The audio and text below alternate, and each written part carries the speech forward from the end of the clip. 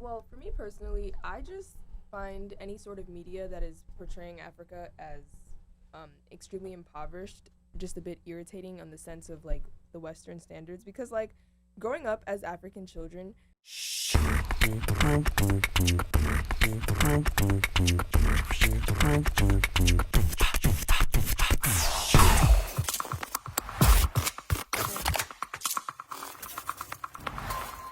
Name and where you're calling from? George Morrissey, Spokane, Washington. How you fellas doing today? Good. Yeah, so talk to us, George. Well, I just want to offer a different perspective. Yes, bullying is wrong.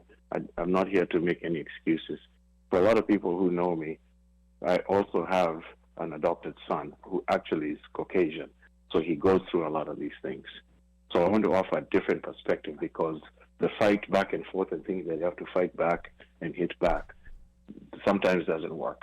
So the underlying thing about bullying is that they try to make you think that you are the problem and there's something wrong with you and putting you down. And first thing I want to convince them that there's absolutely nothing wrong with you. The other person is broken. There's something wrong over there. I tell them if somebody does that and gets in your face like that, you just look at them and calmly ask them, are you okay? Or is there anything more you want to say? The bully is taken so off, they don't expect that kind of reaction. And then after that, you go and report it to an adult. Now, I've done this even with adults. And all I'm saying is, I'm not saying this works for everybody. I just want to offer a different perspective that I've even seen from experience. Okay. All right. I got, guys. Thank you so much, Georgie. Okay. Thanks, George. Salimiana. Very interesting perspective. Let me give the opportunity back to the Gen Zers, because they've opened this can of worms that I think is an aha moment for a lot of parents here who thought maybe they had figured out what was going on. But before they comment, let me just add to what George said, because what I do with my daughters, I try to tell them, bullies are cowards. That's who they are. Yeah. So a bully should never never shake you. Bullies are cowards. That's the basic foundation for me. Trying to deal with it differently because I'm not going to be there, but I want to set up or create something that somebody who comes and picks up on me, they are a coward. Now, it's a good thing that what George has said, it can be added to it. It's not, you don't have a problem, that person has a problem. But then, also before Rehema and Jide come back, there was also a very interesting point we got from our guest 2 weeks ago. We had a white American guest here who's doing business in Ghana. And this guy was so pro-Africa, he was even saying that the education system there is better. You are the last party. Yeah, he was saying the education system there is better. And one thing he mentioned, he said that if you go to an academy in Ghana, he said, there's certain things that may happen that are culturally different from here in America. For example, your child may get disciplined by a teacher, but at the same time, your child is not exposed to drugs, is not exposed to so many other things that kids are exposed here at a very early level, which I found very interesting. But let me hear, let's start with you, Jide, and then we're going to go to him about just what you've been hearing people talk about over the phone. So what I would say is that bullying, like what the last caller, Georgie, just said, bullying, you saying like bullies are cowards. Yes, in principle they are. And it's easy to tell a child that, but for them to sit there, you at your grown age, it's easier for you to understand that what they're doing, they're hurt, they're broken. But when someone who's broken takes someone else who's fragile, they pick on who they seem as weak or will take it. Because the bully will not continue to bully someone who is not taking the bullying.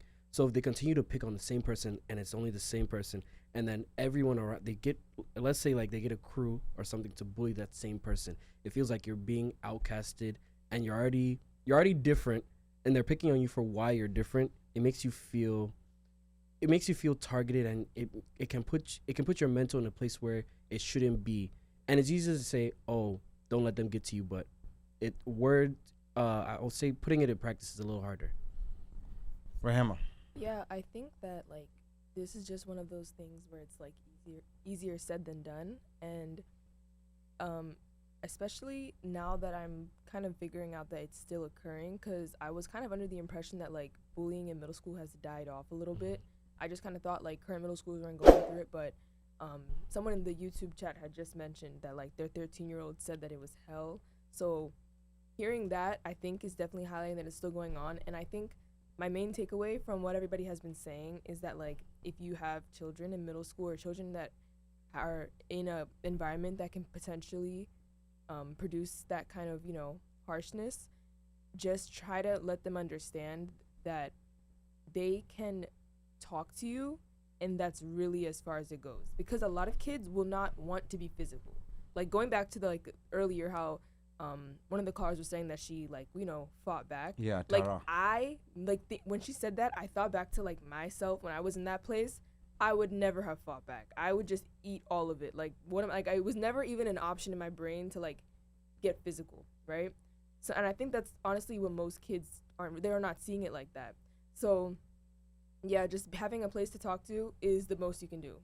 All right. Genuinely. And Kenyan Jew is saying Jide is keeping it real.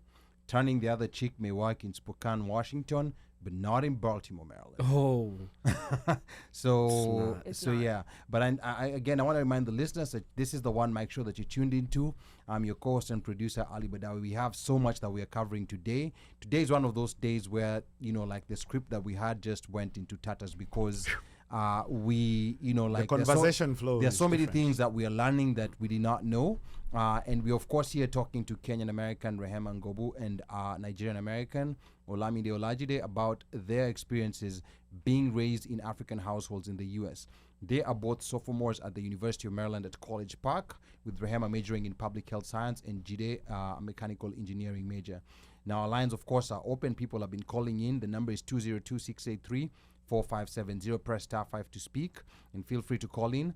As we're getting to a close, we're shortly going to be talking about experiences on faith, spirituality, and worship for Gen Zers who are born in African households. So I want you to stay tuned for that.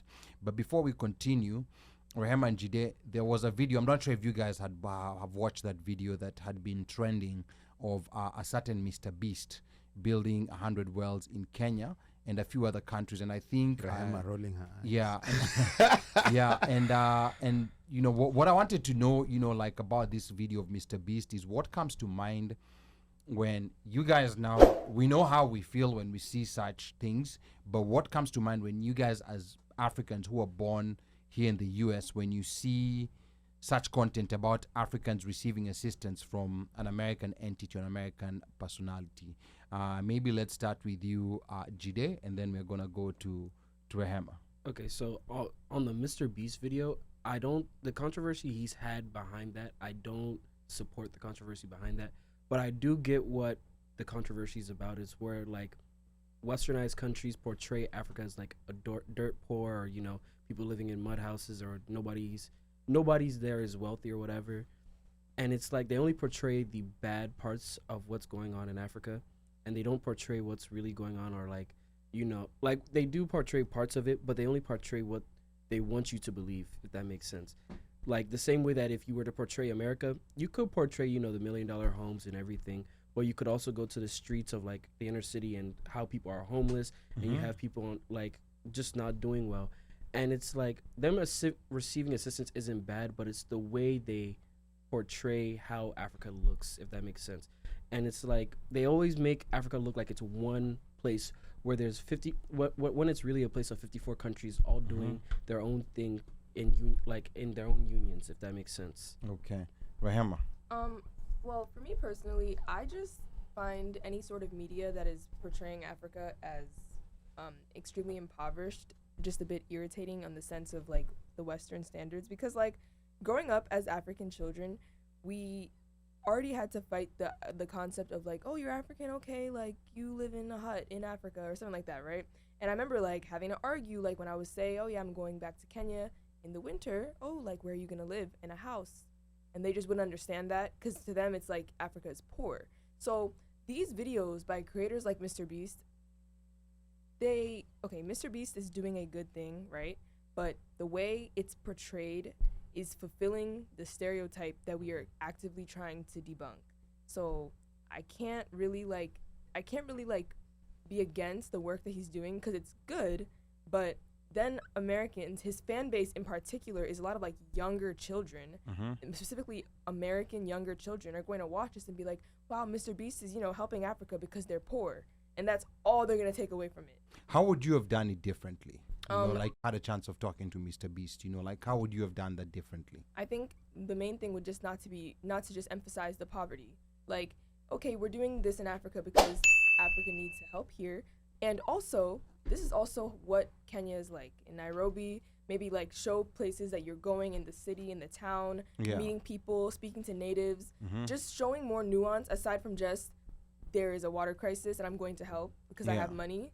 It just gives the white savior complex that we literally are trying to not do, especially in Kenya. But within your age group, now that it's much easier to get access to information, from so many places, are these stereotypes about Africa still a common thing, or now people are starting to learn that there is a brighter side? Yeah, so somebody had mentioned in the chat about the research of like being African is cool now. Yeah. And that is literally the entire idea. This is completely gone. Everything that I just said, that is definitely like 5-6 years ago. Yeah. Before social media. Because of social media. There has recently been like an influx of people finding Africa cool because of Afrobeat and because of like Black Panther, Wakanda, and now suddenly like it's no longer like a weird thing to be made fun of for being African.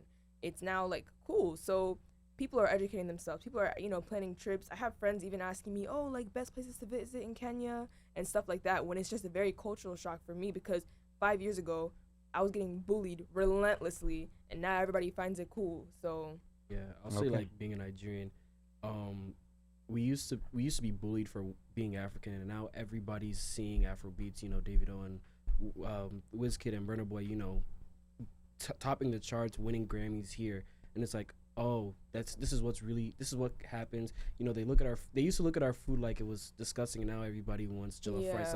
Like to me, it's not annoying that they're in our culture, but it's like annoying that it's like, this is how you guys feel now, but this is what you guys were doing a few years ago. Like now it's okay to be proud to be African, but before 5 years ago, it wasn't cool.